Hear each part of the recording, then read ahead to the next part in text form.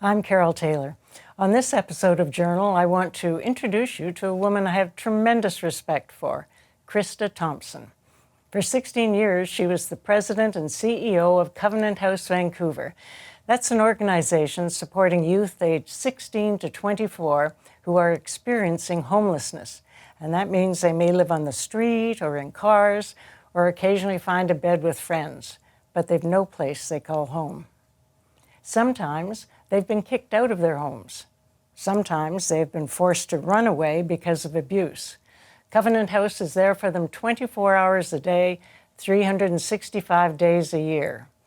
Recently, Krista led a major fundraising effort that resulted in a new building being opened that, with extra space, allows the counsellors to look after the very unique needs of the individuals who come to their doors seeking help. And believe me, their needs are complicated, often compounded by various addictions or abuse. As Covenant's material says, one size fits one. There's no single solution that will work for every young person. So all of the care and counseling is intensely personal. What do you need at this moment? Is it food, bed, mental health, or addiction support? Covenant House currently has 60 crisis beds to be used for those in trouble, and for as long as the crisis lasts. As a result of Krista's remarkable success, she's been tapped by Covenant House International to help other cities achieve their best results. Currently, she's on contract as interim CEO in Houston, Texas, until they complete their search for a new leader. To talk about the overall challenges facing our youth today, Krista Thompson joins me right after this break. We're back with Krista Thompson. Krista, I've talked about generally the kind of clients and people who come through your doors, but who are these kids? Where do they come from? They are our cousins, nephews, brothers, next-door neighbors. Sometimes they're young people coming from outside of the city, from the northern part of the province, Indigenous youth coming from northern part of the province. They also come from other parts of Canada, looking for new horizons and new opportunities in the West. And young people flock to Vancouver for the same reasons they've always flocked to places like California. The climate is conducive to being outside, and there's always that sense of adventure. But they're also looking for job opportunities. They're looking for educational opportunities, and many of these young people are just not equipped or prepared for what they find when they arrive in a city like Vancouver. And many of them are quite naive about what it's going to be like to try and navigate the world of the city of Vancouver, how expensive it is, how dangerous the city is for young people who appear to be a little lost or confused. I mean, you see them in shopping malls or bus terminals, and there are predators literally waiting to find them, and they spot them. Sometimes these young people are, looking for love in all the wrong places, especially if they'd left home under difficult circumstances and aren't attached to their family. They want to be part of something, and sometimes traffickers offer that, and a young person can get themselves into a traffic situation before they even know that it's happened. So many of the young people that come to Covenant House, that's exactly what they're leaving, is they're fleeing a trafficking situation. So you have said to me in the past when we've talked about this, that you asked me, so when you see disorder on the streets or some of the problems that Vancouver and other cities have had lately, you asked me, do you see many young people? And I had to think about it because you tend to lump everybody together. And I don't. But you tell me why. Well, I think there's two reasons. One reason is that we've prioritized youth in the system. So there are resources available for young people in Vancouver, and they're more readily available sometimes than they are for adults. Covenant House, for example, is, we've recently had a very large expansion. We almost tripled the number of beds that we have, and staffing and an ability to be able to serve young people. We've added addictions treatment, mental health treatment to our programs, and so young people are coming to us for services, sometimes medical services or mental health services, and they're coming inside to our programs, to our newly expanded buildings. And there are other service providers as well who are also serving youth, more so than in the past. So there is a good amount of youth services operating in Vancouver, and some of them very effectively. The point that you made to me that surprised me, though, was you said, well, they're hiding because it's dangerous out there. Yeah, so that's the second reason you're not seeing them, is because homeless youth hide themselves because how vulnerable they are and how dangerous it is to be, if you're caught sleeping under a dumpster, and you can be robbed and worse. So young people are considered part of the hidden homeless, as we call them. And also, young people are often couch surfing, or they've got they're precariously housed. And so, sort of on the edge of homelessness. They actually are homeless, but somehow they've managed to talk their way onto somebody's couch or found a temporary stay. So young people are more apt to find those kinds of housing options than an adult would be. So sometimes that's also the case. You don't see them, we don't count them very well either because they are hidden. I remember one of your fundraising efforts and educational efforts for the community was to get various business leaders to sleep overnight on the streets. Mm-hmm. Why did you do that? Well, first of all, it was to help raise money, because we thought it would be a good idea to help people sort of connect to the idea of homeless youth and see if once they knew and understood more about young people's situation and how incredible they were, that people would be more generous and do this sleep out event. But what we found out after we started to do the event was that people were so surprised about what it took to actually live on the street, how uncomfortable it is, how scary it is. You get a taste of that when you sleep out in the back alley behind our building, and you realize how vulnerable you feel. You're lying on a piece of pavement. Maybe you got a piece of cardboard underneath you. Maybe you got a sleeping bag. But I'll tell you, that pavement is hard, and it's cold, and it's wet, and it's damp, and it's scary. And how would we expect a young person to wake up from that and go off to school or go to their job? How do they take care of their hygiene? How do they take care of their dental hygiene? We ask an awful lot of someone who's actually living on the street if we think they should just go and get a job.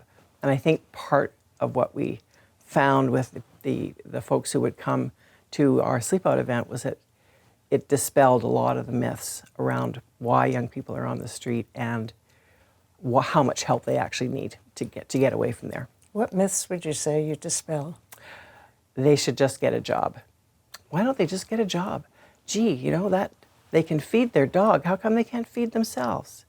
I know that why kids have dogs. It's for protection and warmth.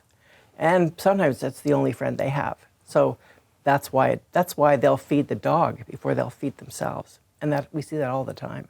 When we ask a young person to come inside, the things they want to bring with them are their pet supplies and their pet, number one. And can they do that? Sometimes, yeah. Yeah. If it's a snake, probably not. If it's a dog or cat, sure. So when they show up at your door, is it almost always in some form of crisis? They need immediate attention? Most often.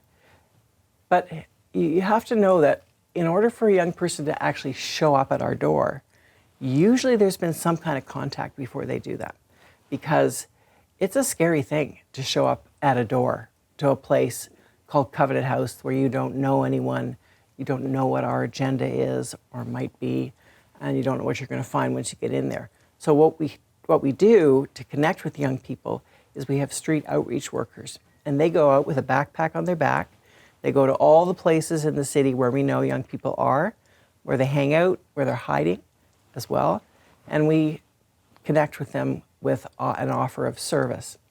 Maybe some food, maybe some health supplies, maybe some clean supplies if that's what's required. It may take many visits to that young person to build enough trust for them to actually show up at the door. And I can talk to you lots about what happens when they show up at the door, but I also just want to say that one of the secrets of really successful youth work is the ability to build a relationship with this young person, because it's only they really have had very little luck when it comes to trusting people. They haven't been able to trust their family, perhaps. They haven't been able to get support at school. They haven't been able to trust that. And often the people that are charged with caring for them are the people who have harmed them. So it takes a lot of courage for a young person to connect and to come into our services. So let's look at it from the inside. When you open the door, what kind of services do you have to have available? Well, immediate needs are met, obviously, right away. So often they're hungry, they're cold, their clothes are wet, and they need to be fed, some good, warm, nutritious food, which we offer 24 hours a day. We have a clothing program. They can just go to the clothing room and choose the clothes that they want to wear. We have a wide variety of beautifully kept and donated clothing that comes from the community. They have a hot shower. They get to have their own bed. It's a clean bed. It's a soft bed. It's a safe bed. And then medical needs. So let's talk about those medical needs in just a moment. We'll take a break and we'll be right back. We were talking about the needs of kids who show up at the door of Covenant House, and I expect those needs are changing. I don't know if you can say it's a trend, but the kind of specialists you have, do you have to have more people involved in mental health, addictions? Is there a trend like that? Things have changed so much since I started working with young people, and it continues to change. In fact, COVID, I think, accelerated some changes. In what way?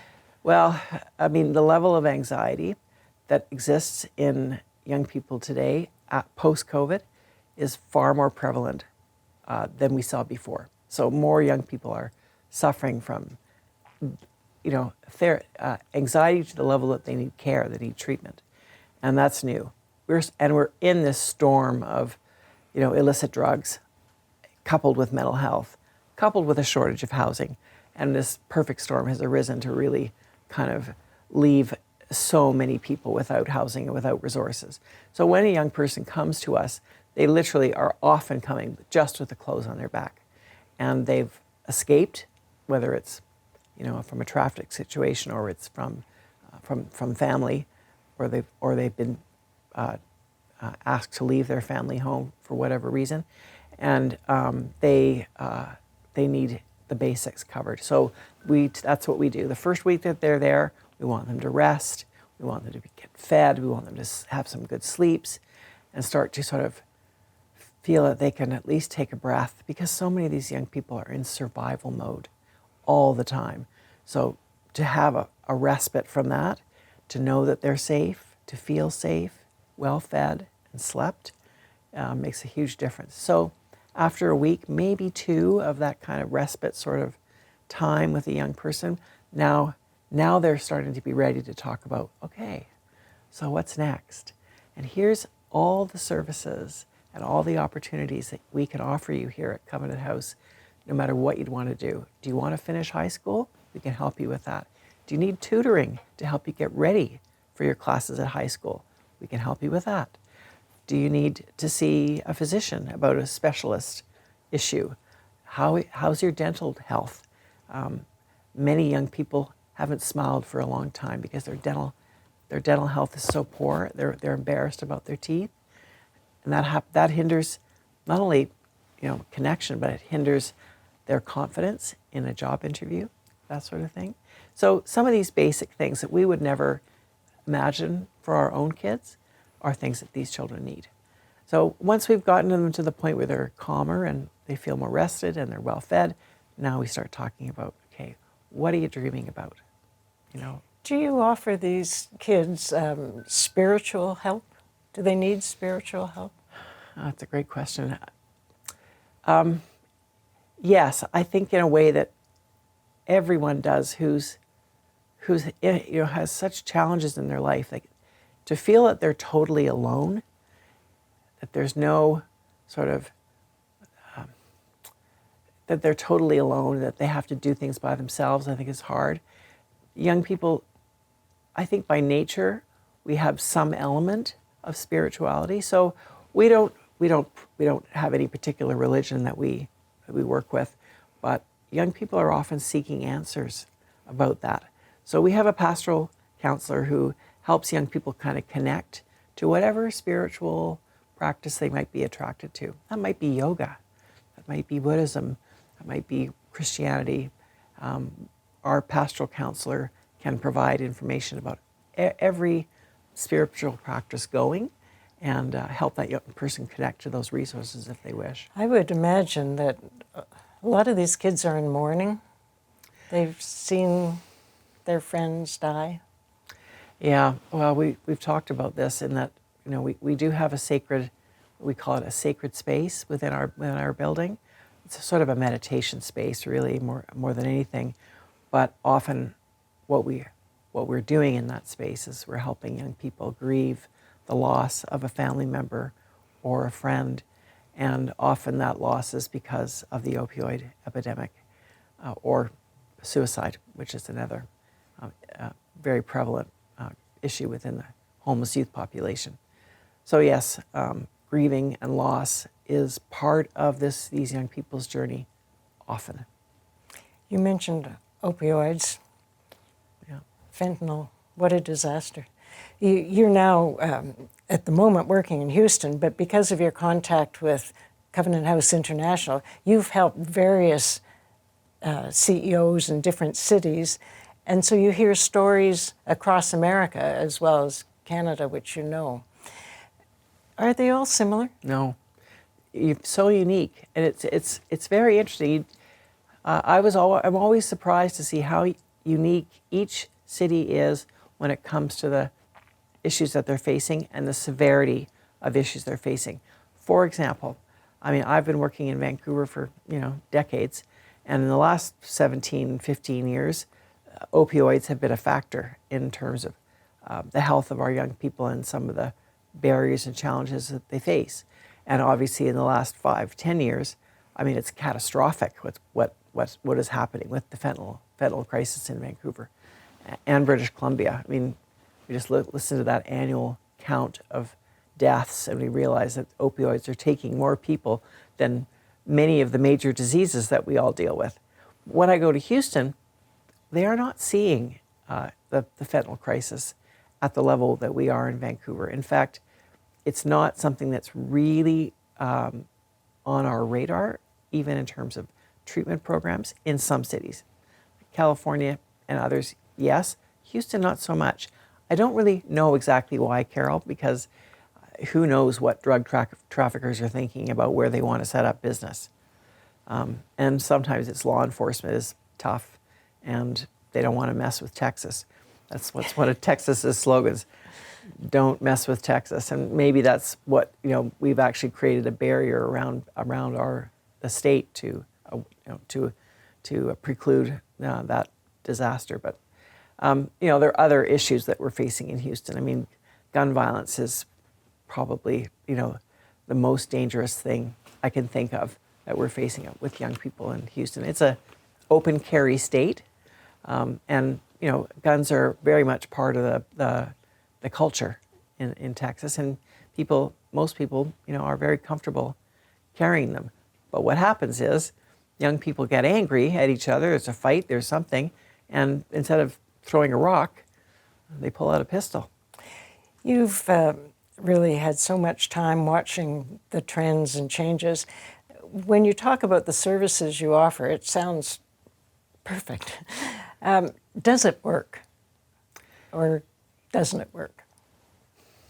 Well, I'd be pretty bad at my job if I'd spent all these years and nothing worked. But luckily, we've been very rigorous when it comes to assessing our own performance, when it comes to the youth outcomes that we're trying to achieve, and 60 to 65% of the young people will be absolutely fine after a period of service with Covenant House. We will help them with their education. We'll help them with finding a job. We'll help them learn how to maintain a home, and then help them access a home so that they're ready for housing when that happens. And you have told me that Houston has been a bit of a remarkable model. Yes, it has been. They reduced the incidence of homelessness in Houston by over 70% in the last 11 years. 70%? Yes, 70%. It's actually used as kind of a shining star in this system of homelessness in the United States. And it started out with a veterans initiative with the Obama administration. When the Obama administration said no veterans on the street, Houston took it very seriously and actually coordinated efforts and got the veterans off the street in 100 days. So, I mean, it was 100 veterans in 100 days, and that worked. And they've been building on that very pilot project ever since. And it's deep coordination between services that's really been the ticket. And so much of that is based on the Vancouver model, actually. So congratulations for that. Thank you. So I would say from your conversation here that you remain optimistic. I do. Do you ever have down days? When we lose someone, yeah. Yeah. We Well, thank you lose for the what young you person. do because, all those kids you've helped. Thanks, Carole. We'll be back in a moment. The challenges facing teenagers and young adults these days can be just overwhelming. Now just imagine layering on top of that the issue of homelessness. We need more non-judgmental support, focusing on the goal of helping those in distress get back on their feet, but ideally to live an independent, meaningful life. Let me know your thoughts on YouTube. Till next time, I'm Carole Taylor.